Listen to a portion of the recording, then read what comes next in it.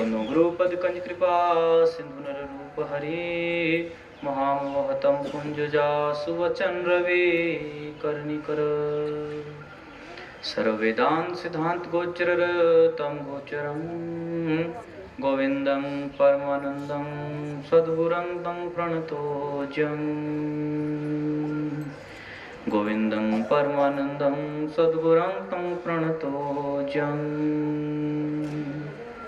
ना कुछ किया ना कर सकूं ना कुछ करने योग जो कुछ किया सो आप किया प्रभु आप ही करने योग जो कुछ किया सो आप किया प्रभु आप ही करने योग। बोल श्री सद्गुरुदेव महाराज की जय। सच्चिदानंद भगवान की जय। बोलो जी भाई सब संतन की जय।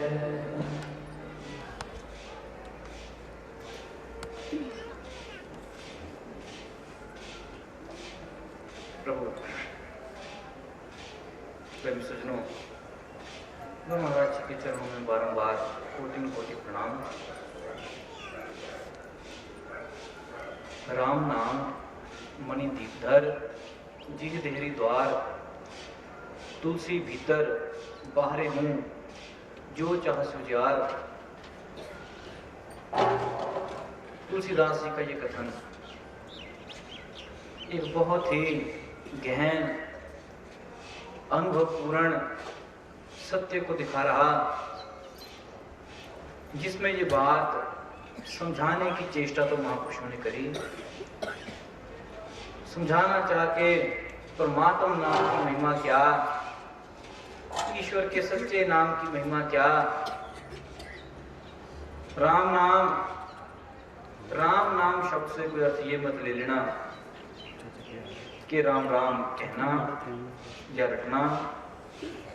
अब तो बड़ी साधारण सी बात, राम नाम मणि दीपधर,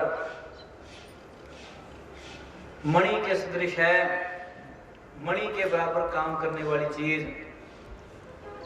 मणि का अर्थ होता कि जैसे आपने सुना होगा कि हम कह लेते हैं मणि वाला सांप, कि जिसके सर पर मणि हो। उस मणि में भी अपनी कुछ खूबियां होती हैं। पुरातन प्रमाणों के अनुसार जहां पर मणि हो, एक तो वहां अंधकार नहीं आता, क्योंकि मणि स्वयं दिव्यमान चीज, स्वयं प्रकाशित चीज। और दूसरी बात कि जहां मणि हो वहां पर कभी धन की कमी नहीं। ये मणि से अर्थ लिया जाता है क्योंकि बेशकीमती चीज। और तीसरी चीज के यदि सांप डस जाए और आप हल्का सा जगह पर ये चीज छुआ दो, मणि टच कर दो, तो ये दूर से जैसे खींची चली जाती कटे हुए स्थान पर, और तब तक चिपकी रहती जब तक कि यह जहर पूरी तरह से उतर ना जाए। ये मणि के बाहरी मणि के कुछ लाभ। परंतु तुलसीदास परमात्मा के नाम को आंतरिक मणि कह रहे। बाह्य मणि का तो कुछ मूल्यांकन करना चाहोगे, वैल्यूएशन करने चाहोगे तो कीमत आंक सकते हो, लेकिन जहां तक प्रश्न है परमात्मा का, राम नाम मणि दीपधर, सबके भीतर प्रकाशित है ये मणि। परमात्मा नाम की मणि सबके भीतर प्रकाशित। कोई भी एक ऐसा व्यक्ति नहीं, कोई ऐसा पशु, कोई ऐसा जर्रा बाकी ना रहा जिसमें ये चीज नहीं। सबके सबके सबके भीतर व्याप्त। कुछ भी ऐसा अंश बाकी ना रहा, चाहे वो जल का, चाहे स्थल का, सूखे का, गीले का, ऊपर नीचे दाएं बाएं, किसी भी चीज की बात करूं, जड़ चेतन की बात करूं, और कुछ भी ऐसा नहीं जो इसके बिना बाकी हो, है सब में बराबर। लेकिन जिस भी किसी महापुरुष ने बात करी जब भी किसी तत्ववेता ने, किसी संत ने, अनुभवी ने बात करी, उसने हमेशा बात करी मानव की, जीव की। ये प्रेमी इसका भी एक मूल कारण है। परमात्मा तत्व है तो सबके भीतर, पर उसके साथ एकाकार हो जाने की शक्ति सब में नहीं। क्या जड़, क्या चेतन, कुछ भी ऐसा नहीं जहां ईश्वर का वास नहीं। परंतु एक मानव की बजाय, एक इंसान के सिवाय कुछ ऐसा नहीं जिसमें इतनी शक्ति हो, जिसमें इतना विवेक हो कि परमात्मा सत्ता के साथ एकाकार हो सके।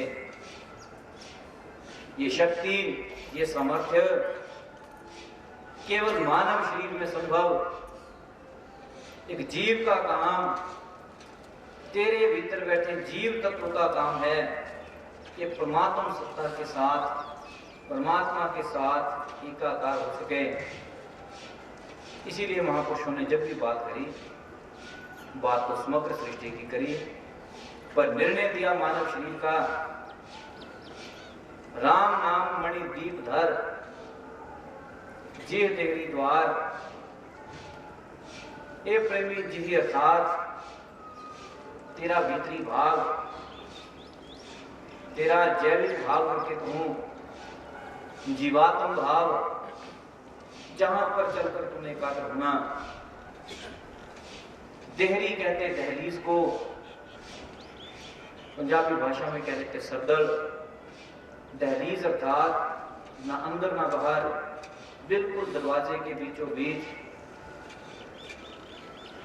तुलसीदास जी ने समझाना चाहा, कहते कि एक दिया, दीपक रात्रि काल में यदि दहलीज पर रख दिया जाए तो दो तरफ प्रकाश देता, भीतर भी और बाहर भी। कमरा भी प्रकाशित हो जाता, आंगन भी। एक ही दिए से दोनों तरफ का काम चला। बस कहते इसी प्रकार राम नाम मणि दीप धर, जीव तेरी द्वार। दहलीज के ऊपर इसको ले जा। ये प्रेमी दहलीज अर्थात तेरा मध्यम भाव, जहां से तू बाहर भी इसको प्रकट कर सके, जहां से भीतर भी ले जा सके, अर्थात हृदय। बाहर चाहेगा तो जिह्वा के साथ बखान कर, जो जो तेरे अनुभव होंगे उनको बखान कर, जहां बोले तहां ब्रह्म ज्ञान। और यदि भीतर लेना चाहे तो उसका भीतर ही भीतर रस ले। क्योंकि एक दिया जो दहलीज पर रखा जाए वो दोनों तरफ प्रकाश देता है, ये तो आप समझते हैं, क्योंकि आपके जीवन के अनुभव की बात। परंतु परमात्मा का नाम यदि उसको भी दहलीज पर ले लिया जाए, उसको भी अपने शरीर की दहलीज पर ले लिया जाए और वो दोनों तरफ प्रकाश देवे। हे प्रेमी, ये भी एक समझने का तरीका है। आज मैं कहूंगा मात्र समझने का, क्योंकि इस वक्त सुन सक रहे हो। जो जो अनुभव करे उसके लिए प्रत्यक्ष का सौदा हो गया। परमात्मा का नाम हमारे भीतर है, इसमें कोई दो राय नहीं, तो शुरू से ही। पर तुलसीदास कहते धर, धर अर्थात इसको धारण कर। राम नाम मणि दीप धर। धर का अर्थ क्या? हे प्रेमी, धर का अर्थ है कि तेरे भीतर होते हुए भी तूने संभाला नहीं। धर का अर्थ है तेरी परमात्मा से दूरी।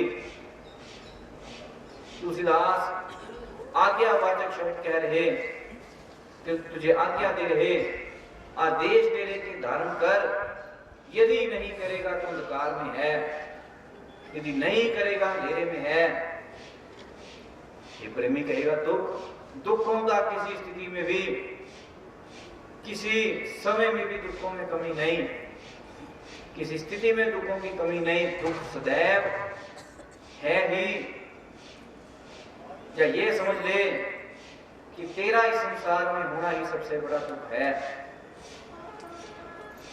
क्योंकि सुख होता तो तेरी यहाँ पर उपस्थिति जरूरी नहीं थी, या यूं समझा जाए तेरा यहाँ पर ना होना ही सुख की स्थिति हो सकती थी। परंतु जब से इस संसार में आया, रोते रोते पैदा क्या हुआ था, तब से लेकर रोता ही रहा। जो मिल गया उसके लिए रोना जरा और ढंग का है, जो नहीं मिला उसके लिए जरा और ढंग का है। जो नहीं मिला उसके लिए वासना है कि मिल जाए, इसलिए रोते हैं। जो मिल गया उसको संभालना है, उसके लिए तो रोते हैं। रोना तो बराबर लगा हुआ। पर हे प्रेमी, यदि उसमें बदलाव चाहे, यदि स्थिति में ही बदलाव चाहे, तो तुलसीदास जी की बात मान। धारण कर नाम को, पकड़ जा नाम को, समझ जा नाम को, धारण कर जा, हृदय में धारण कर जा, अर्थात नाम को अपना बना जा।